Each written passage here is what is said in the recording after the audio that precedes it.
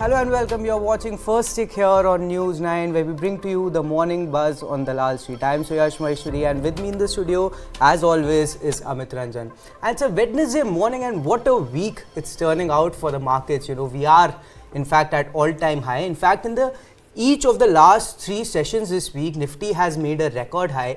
The index, by the way, has now rallied nearly 1100 points from this year's low of 21,137, and an unlikely giant in HDFC Bank seems to have finally woken up. And I'll tell you what, HDFC Bank could be a joker in the pack and perhaps could take the markets to new peaks from here. We'll get to the why and how in just a bit, but as always, let's start with what we got in terms of a handover from the global markets. Amit. Big ups in India, but big declines in the US markets. Nasdaq recorded one of its largest declines after Nvidia stumbled ahead of their earnings. Walmart, however, kept losses at bay of Dow Industrials in check. So Nasdaq, as I was saying, closed in the negative at 0.92%. S&P 500 closed in the negative at 0.60%, and Dow Jones closed in the negative at 0.17%. Coming to the European markets, they were in the red too, marginally. The Stock 600 closed in the negative at 0.1%. Hang Seng, however, is up today post recovery in China. It was up 2.92% at 9:30, and it is growing since. Nikkei, however, is down in the negative at 0.52%. So much for the global markets, but for the Hang Seng, everything is in the red. All right, and the rally that we have seen play out in the US markets over the last many months has been primarily driven, by the way, by just 5-6 mega cap tech stocks, and at the helm of it has been Nvidia. You know, the stock has rallied by about 44% so far in 2024. Last week, it had even surpassed the market cap of Amazon and Google parent Alphabet to become the third most valuable company in the US markets. And but this week, it seems that the tides have shifted. Nvidia stock on Tuesday had its worst day since October of 2023. Clearly, the investors seem jittery, and it seems a lot of it is riding on the earnings of Nvidia, which, by the way, comes out post the market hours in the US today. And Amit, it's actually funny. I was reading this tweet, this tweet on X that it's Nvidia that's driving the US markets higher, but it's HDFC Bank that's keeping us, that's a big drag on our markets. But the role seems to have reversed. And how? Because HDFC Bank, now that has been a major push for the markets in the last in the last couple of sessions. By the way, HDFC Bank had its best intraday jump yesterday. In fact, it contributed to about 43% to the entire rally that we saw in Nifty. And a lot has been made about HDFC Bank and how it has been a major drag on the market. But a lot of these brokerages, they seem to be extremely bullish on the prospects of the stock. Citi, by the way, had come out with a report earlier this week. It has placed a target price of 2050 on HDFC Bank stock, which implies an upside of about 40% from current levels. And we are seeing the clear signs that the stock is bottoming out, because in the last 5 days or so the stock has surged by about 4%. And it's not just HDFC Bank, private sector banks, they have been the weakest pocket of our markets, but the underperformers in Kotak Mahindra, HDFC Bank, Axis Bank, all of them are participating in this move upside and driving the markets higher. Let's talk about Nifty Bank on the whole first. The index on the whole is up about 2,600 points from the recent low it had hit. In the last, since making a low of Monday, the index has rallied by somewhere around 3 to 4%. Has toppled 47,000 mark, which, by the way, it was struggling for the longest of time. In fact, it was the first time that the index managed to close above 47,000 after nearly a month. And it's the private banks, Amit, I think, that are pushing the markets higher. As I mentioned, HDFC Bank, of course, yesterday drove the markets higher. Kotak Mahindra was another stock which took the charge, has been an underperformer in the recent past, but was driving the markets higher. Axis Bank also participated in this rally. ICICI Bank, which has been a relative outperformer among the pool of private sector banks, that's also providing support. So I think the focus now will perhaps be on some of these larger private sector banks. But let's also look at how the markets are placed this morning, because we are, remember, at all-time high. Nifty has made a new all-time high of 22,248 in the opening today. We opened gap up once again, and this was despite the muted trend that we are seeing playing out in the US. The markets are up about marginally 0.1%. That's on Nifty 50 as of 9:30 a.m. We were holding above 22,200 mark. I think since we are in uncharted territory, projecting levels out further to get an idea of what the resistance is typically hard, but we'll use the Fibonacci extension levels, and they if we draw the Fibonacci extension levels out from the recent low of 21,137 to the previous peak of 22,126, the next level of resistance for the index comes in at around 22,395. Now that is a 127.2% Fibonacci extension level. Beyond that, the index could perhaps make a move towards 22,530 sort of levels, which is the 141.4% extension level. Of course, downside, we have the first support coming in at 22,126, the previous record high. And remember, Amit, that was the point, that was a key zone from where the market had reversed course, at least on two instances. In the first instances, Nifty gave up about 900 points. In the second instance, it gave up about somewhere close to 700 points. And even yesterday when we were just doing the morning show, I remember Nifty had given up by about 100 points, and we were just talking about it, how the markets could, once again repeat that trend and fall from there on. But that has not been the case clearly. The market texture is looking extremely bullish this morning. We are once again at record high, and from what I see, Sensex is also making a way up to its record high. It's not there yet. The record high for the index, the 30 share index, comes in at around 73,400 levels. So we are just about 300 points shy of it. But moving on to the broader markets, they were the laggards in yesterday's trade. Both of them ended with cuts, nothing serious, but still in the negative. But both of them are participating. In fact, leading the headliners, the mid-cap index is up 0.2% above the 49,300 mark. It's very close to its all-time highs as well. That sits at around 49,600 levels. The small-cap index, that's the strongest segment of our market. It's up about 0.4% above the 16,200 mark. And I think apart from the overall texture, the only thing that bulls will be really concerned about is India VIX. Now that is on its way up, and we are beyond 16 levels. In fact, we claimed 16 once again for the first time this week. Yesterday the index is up again another 1% today. It's currently sitting at about 16.25, but this is what the entire texture of the market is looking at. But before we walked into the studio, I remember you were talking about this very interesting theme that's perhaps going to play out in the markets. Tell us about it, Amit. We spoke about Coal India yesterday and how their stocks fell for 2 continuous days. They are falling even today. But Coal India is an interesting example. They are missing their targets by 10 million tons in the current financial year. But the company has also confirmed that they are going to bid for the lithium and nickel mines that will be up for auction on the 25th of Feb, that is this month. The world's largest miner has visited lithium mines also in Australia and is in preliminary talks with them. Coming to Australia, in the private sector, JSW Steel is also in talks to take up a 20% stake of the Australian-owned Whitehaven coal. So the mining industry is up for basically grabs, and the valuation of this Whitehaven coal is $1 billion. The transaction is close to be closing down. Apart from that, 10 companies including Nalco, Gujarat Mineral Development Corporation, GMDC and NLC India have submitted bids for coal mines that will be put for sale in the 8th round of the commercial auction by the government. 35 coal mines will be up for auction in this next auction that will be set out by the government. This set me up to basically look at the mining stocks. I will start from the private sector. JSW Steel has earned 4% in the last 1 month, 14% in the last 1 year.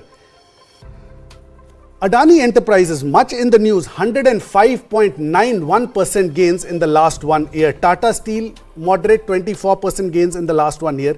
Vedanta has been up now, but it has been rife with problems, has corrected in the last 1 year. It has been in the negative. Hindalco, Aditya Birla Group company, 18.66%. Hindustan Zinc in a correction. Gold, Deccan Gold Mines, that has been up 190%, 20 microns, 125%. Coal India, again, if you look at the last 1 year, this may look like a correction, 109% in the last 1 year. NLC, which is in the business of lignite production, 212% in the last 1 year. Talk about gains. NMDC 102%, GMDC 188%. The list is long. Even Hindustan Copper into copper mining 142%. We missed the mining sector, but if we look at the gains, GMDC 188.9% in the last 1 year. Kuthremut India, KIOCL 156%. This goes under the radar, but this is a sector that investors should be looking at closely, considering how many companies are interested in bidding for mining, not just in coal, but other products as well, in India and abroad. All right, and of course, certainly the focus will shift to some of these sectors. The mining sector is in focus, but it's time for a short break. But remember, we are in fact counting down to the big event that News 9 is organizing this coming weekend. The News 9 Global Summit is about the new India that is recognized as a rising economic power and a major global player. The theme of the summit is how India is poised for the next big leap. The What India Thinks Today Summit is being organized by the TV9 Group, and this edition of the summit is specially unmissable because the keynote will be delivered by none other than PM Narendra Modi. What India Thinks Today Summit is on February 25th, 26th and 27th. From Fragile 5 to Top 5, from a laggard to a leader, India under Modi has reimagined the world order. Presenting the second edition of TV9, What India Thinks Today. Summit theme, India poised for the next big leap. Listen to Prime Minister Modi unveil his vision for Viksit Bharat at News 9 Global Summit, a TV9 network initiative.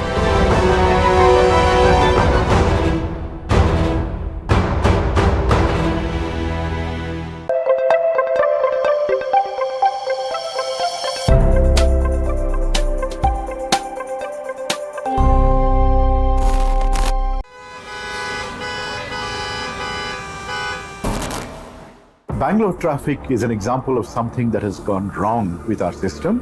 We have more than 50 flyovers in Bangalore city. If flyover is a solution to traffic problem, Bangalore should not have traffic problem. According to TomTom Traffic Index 2022, Bangalore is ranked as the second worst city in the world when it comes to traffic. The speed limit at the ORR is 80 kilometers per hour, but our vehicle has only moved 10 kilometers per hour. What Bangalore needs is a surgery, but what we have been offered repeatedly are band-aids.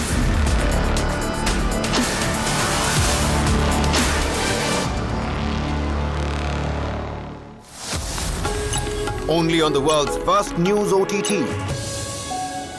News 9 Plus, ahead of the curve.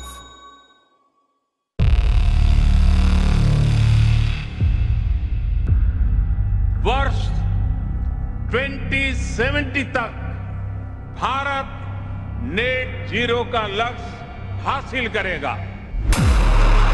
There is certainly a wall of capital coming into the clean tech, climate tech space, not just in India but across the world.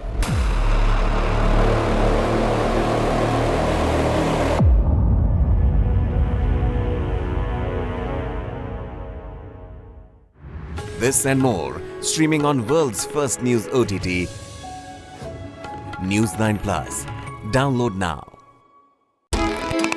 A defiant performance by Ten Hag's men. Now standing at 7 feet 4 inches, Satnam Singh is making his way into professional wrestling. We are getting more good news for India.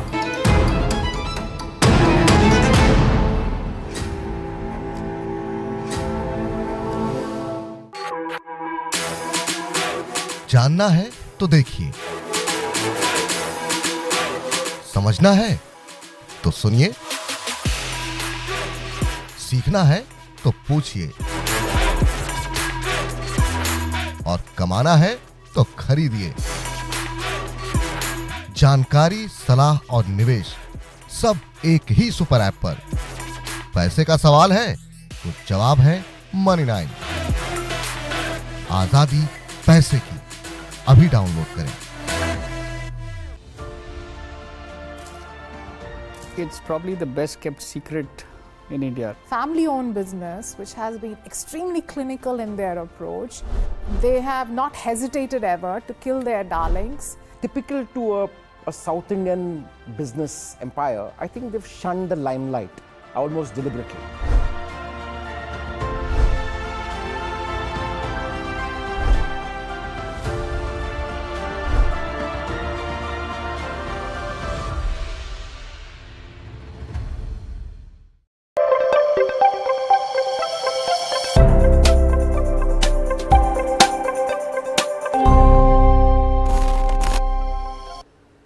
Welcome back. You're watching First Take here on News 9, and the markets now, they are marching upwards and onwards. We have in fact surpassed the day's high. Now the lifetime high comes in at around 22,250 marks, so just a point above that, but all the more reason to celebrate, because of course the Indian markets are outperforming the global peers as well. We are on the way up. Both Sensex and Nifty are trading higher, up about 0.2%. But remember, Sensex is still about 200-300 points shy of its record high.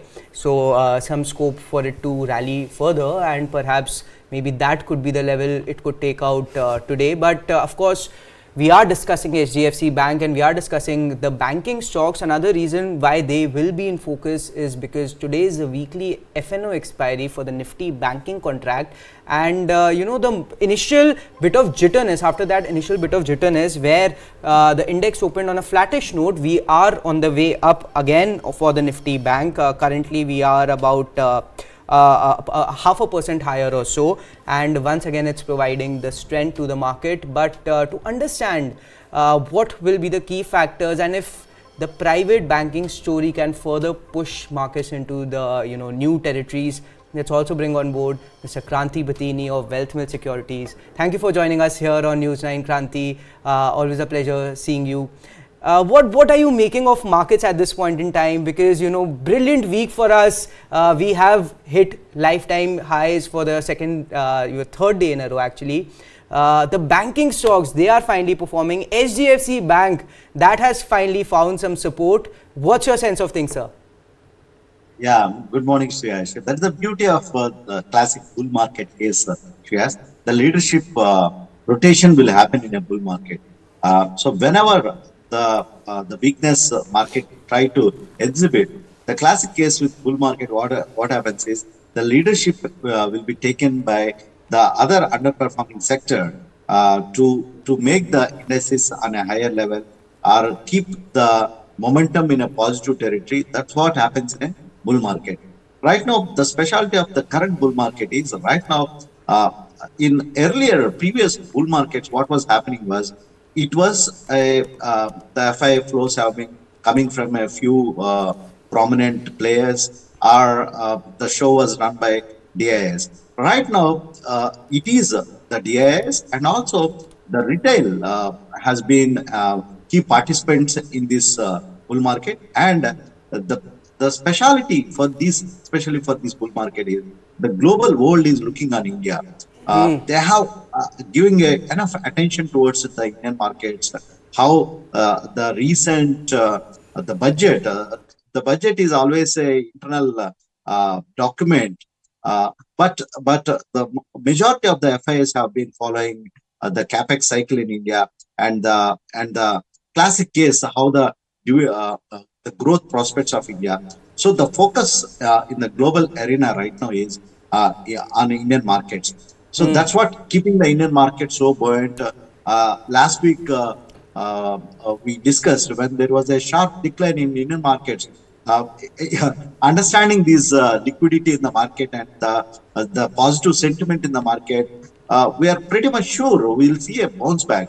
But taking these things in granted, one should not ignore the facts. One should be vigilant. One should not forget. They should be in senses what they are buying and what they are keeping in their portfolio. That is extremely crucial at this point of time. Right now, coming to your point, the banking stocks are coming back to the flavor right now because the banking offers.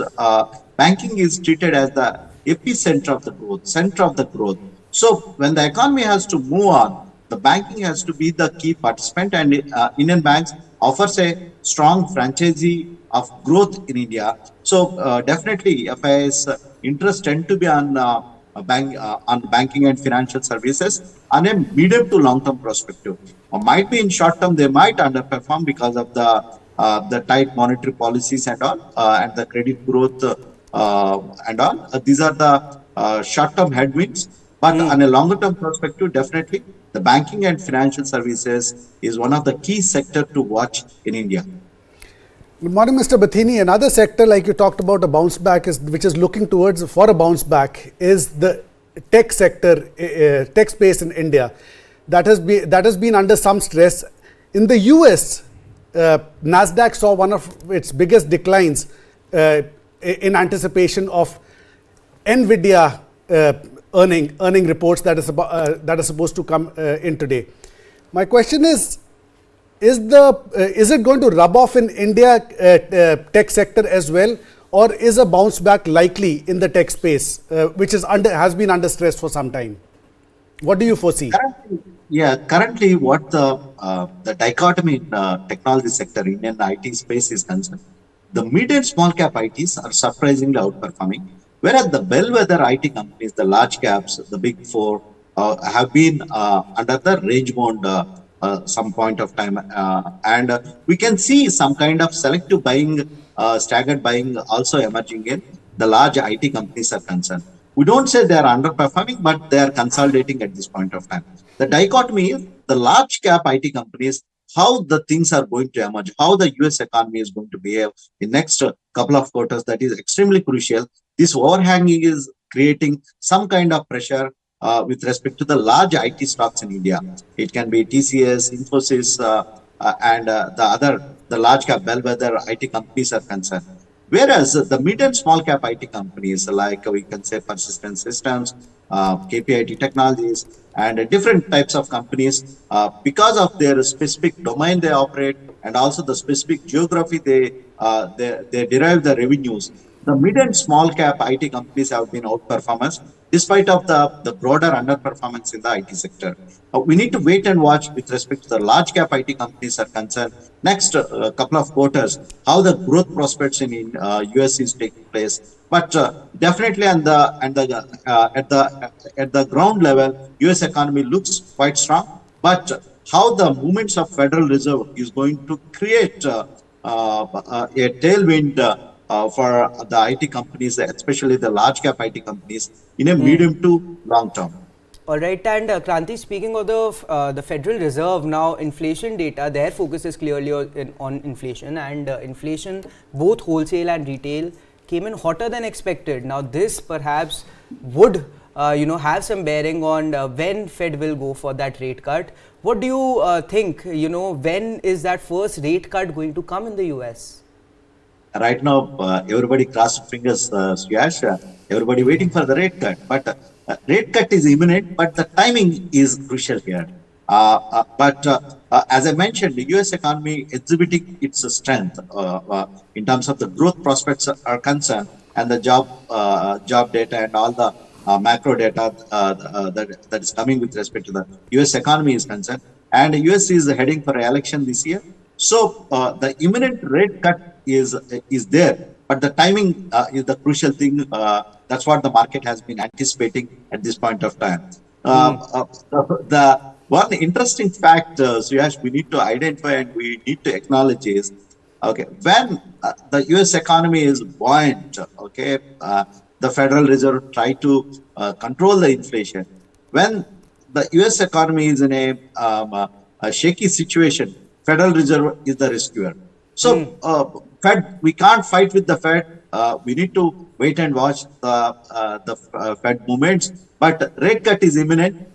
When is the question? Everybody across the analyst and the institutions and everyone in the financial markets are eagerly waiting for the timing. Kranti, definitely we can't fight with the Fed, but do you expect RBI to disagree with the Fed and go for a rate cut before them? As the Federal Reserve is one of the key central bank, that's what RBI has been doing. Suyash, when Federal Reserve is increasing its interest rates at a very faster pace, but RBI has been maintaining the status quo. So I don't think so. RBI is in a hurry. It's going to reduce the interest rates, but first rate cut from Federal Reserve is essential at this point of time. I don't think so. RBI is in a hurry to go and jump a rate cut in India. They are going to have a accommodative stance at this point of time. But we need to see how the things are going to unfold. We need to have a good monsoon, and the coming Indian economy is getting into election mode. So these are the factors that are going to play now. But we need to have a decent monsoon. Once the cool off of inflation is concerned, that is extremely crucial. But I'll say RBI is not in a hurry to take a first step to cut the rate. I don't think so. Mr. Bathini, we spoke about IT, we spoke about banking today. There's another sector I would like to pick your brains on, which has been in the news. That's the mining space. We were talking about the stocks in the mining space. My first question is it a phase of profit booking right now? Whether we look at Adani Enterprises, yearly gains 105, only 11 in the last 1 month. 20 microns, 125% in the last 1 year, in the negative at 5.47. GMDC, 188% in the last 1 year, in the negative. Same is the story with MMTC, Hindustan Copper, big gains in the last 1 year, but in the negative right now.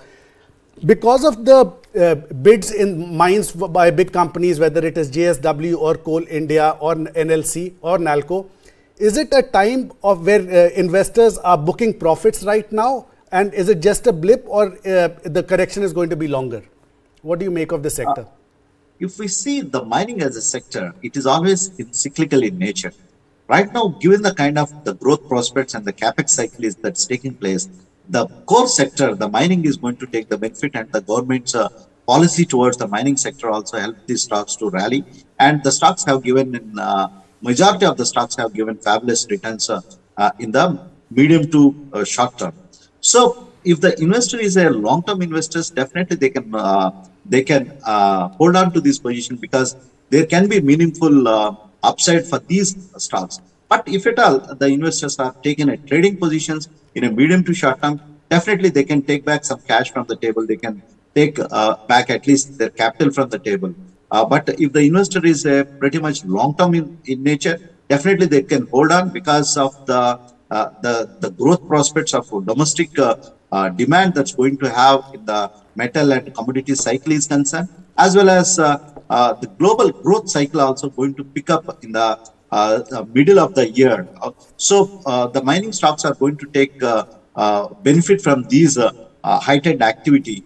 The one other thing is it can be good for the Indian economy, whereas the mining stocks can have some kind of rub-off effect in the medium to short term. That is the China growth story that has been the headwind for these companies. But given the kind of measures that Chinese government is taking to get into the growth path, it's taking time. But in terms of the Indian perspective, one can hold on to the stocks. There can be a meaningful upside for these stocks from this level also. But medium to short term traders, they can book profit from the table. All right, and before we let you go, Kranti, one stock that I wanted to talk to you about is Paytm. 4th day in the upper circuit. It's up somewhere around 22% in just since Friday, in fact, in just a matter of 4 days. And a slew of, good reports came out for the company. It has tied up, it has partnered with Axis Bank for its nodal services. RBI has given it an extension for the restrictions on payments bank to now it's March 15th. Earlier it was February 29th. We have had, good brokerage reports on the stock. Bernstein, for instance, has given a target of about 600 on the stock. It has a buy call. What's your take on Paytm now? Has the stock bottomed out, or do you think that, the rise and the fall will only be news based from here on? Suyash, for the variety of reasons, last year it was Adani Group, this year is Paytm. So the reasons might be different. Right now, coming to the point, it is in a speculative zone at this point of time, but the valuation seems to be attractive for a medium to longer term basis. But the news, it is going through a very rough weather at this point of time. The stock, the kind of mixed news, one day positive news, one day the negative news, that has been hampering the sentiment of the stock is concerned. This is probably suitable to the high risk appetite investors, the people, investors who are very risk averse. It's not the stock to be, despite of the valuation story is concerned. But the stock have an immense strong brand. Right now, due to the disruption, due to the implications of RBI is concerned, how they are going to weather this turbulent time in next few months. Probably one need to watch for next 1 quarter earnings, what kind of impact the current turbulence is creating, whether they could able to sustain the customers, whether they could able to keep the customers, not losing to the competition, and how the incremental increase of the customers to their wallet over a period of time. This is extremely crucial for Paytm. So, filal Paytm karna bole to, so one need to wait in terms of the stock investing is concerned. But at this point of time, we don't see any kind of disturbance with respect to their business is concerned. So just watch carefully how the things are going to be, how they are going to increase the revenue, how the lending book is going to be over a period of time. One thing is they need to increase the revenue. They should not compromise the profitability. If they have these two templates, we can see the price to sustain. All right. Words of wisdom coming from Mr. Kranti Batini. Sir, appreciate your time, appreciate your thoughts. Thank you for joining us here on News 9. Thanks, Shreyas. Always pleasure to speak to you.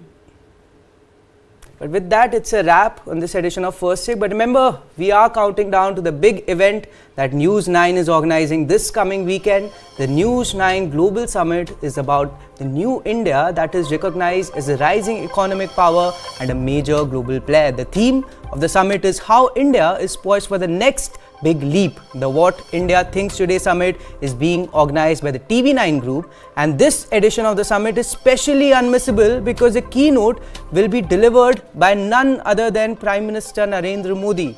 What India Thinks Today Summit will be held on February 25th, 26th and 27th. From fragile 5 to top 5, from a laggard to a leader, India under Modi has reimagined the world order. Presenting the second edition of TV9, What India Thinks Today. Summit theme, India poised for the next big leap. Listen to Prime Minister Modi unveil his vision for Viksit Bharat at News 9 Global Summit, a TV9 network initiative.